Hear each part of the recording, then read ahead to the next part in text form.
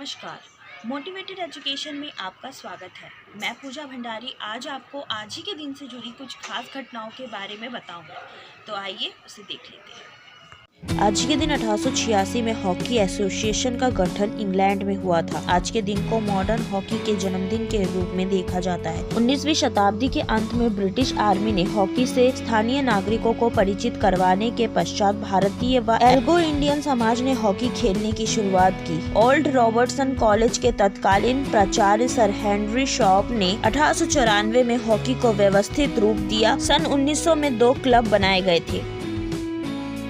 आज के दिन 62 साल के कारोबार के बाद 1991 में ईस्टर्न एयरलाइंस को आर्थिक कारणों से बंद कर दिया गया था। 1997 में चाइना ईस्टर्न एयरलाइंस ने घाटे में चलने वाली चाइना जनरल एविएशन का अधिग्रहण किया था। यह देश की पहली एयरलाइंस कंपनी बन गई थी जिसने अंतर्राष्ट्रीय बाजार में अपने शेयर्स उतारे थे। फरवरी 2014 में यह विलय पूर्ण हुआ एवं China eastern airlines Shanghai airlines की पूर्ण स्वामित्व वाली कंपनी बन गई थी।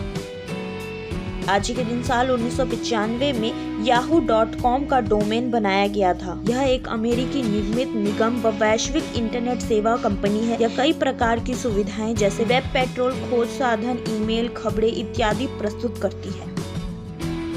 आज के दिन 1996 में आंध्र प्रदेश के मुख्यमंत्री एन.टी. रामा राव का निधन हुआ था। नंदमुरी तारक रामा राव या एन.टी. रामा राव हिंदी अभिनेता, निर्देशक, निर्माता एवं राजनेता थे। उन्होंने तेलुगु देशम पार्टी की स्थापना की और आंध्र प्रदेश के मुख्यमंत्री रहे। उन्हें एन.टी.आर. के उपनाम से प्राय जाना जाता है।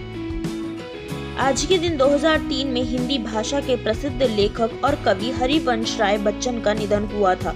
हरिवंश राय बच्चन हिंदी भाषा के एक कवि और लेखक थे। बच्चन हिंदी कविता के उत्तर छायावाद काल के प्रमुख कवियों में से एक है। उनकी सबसे प्रसिद्ध कृति मधुशाला है। भारतीय फिल्म उद्योग के प्रख्यात अभिनेता अमिताभ बच्चन इनके सुपुत्र हैं। उनकी मृत्यु 18 जनवरी 2003 में सांस की बीमारी के वजह से मुंबई में हुई थी। आज के दिन 1896 में एक्सरे मशीन का पहला प्रदर्शन किया गया था, लेकिन कहा जाता है कि एक्सरे का आविष्कार गलती से हुआ। विल्हम रोएंटगन कैथोडिक रेज ट्यूब बनाना चाह रहे थे। इसी दौरान जब लाइट चमक रही थी तभी उन्होंने देखा कि अपारदर्शी कवर के बावजूद नीचे रखा पेपर दिखाई दे रहा था। वे हैरत से देखने लगे और इस प्रकार एक्सरे का आविष्कार हुआ था। आज के दिन 1930 में रविंद्रनाथ टैगोर ने साबरमती आश्रम की यात्रा की। यह आश्रम साबरमती नदी के किनारे वर्तमान स्थान पर स्थानांतरित हुआ और तब से साबरमती आश्रम कहलाने लगा। आश्रम के वर्तमान स्थल के संबंध में इतिहासकारों का मत है कि पौराणिक दधीची ऋषि का आश्रम भी यहीं पर था। आज के दिन 1997 में नफीसा जोसेफ मिस इंडिया बनी थी। 12 साल की उम्र में मॉडलिंग शुरू करने वाली नफीसा 28 मार्च 1978 को जन्मी थी। आज के दिन 2006 में अमेरिका में आत्महत्या पर सुप्रीम कोर्ट ने मोहर लगाई थी।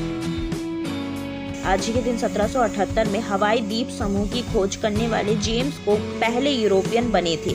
कुक ने प्रशांत महासागर में 3 यात्रा की और न्यूफाउंडलैंड का विस्तार नक्शा बनाया था। इसी दौरान उन्होंने ऑस्ट्रेलिया और हवाई द्वीप समूह की पूर्वी तट रेखा के साथ पहला यूरोपीय संपर्क स्थापित किया था और पहली बार न्यूजीलैंड के चारों ओर चक्कर लगाया था।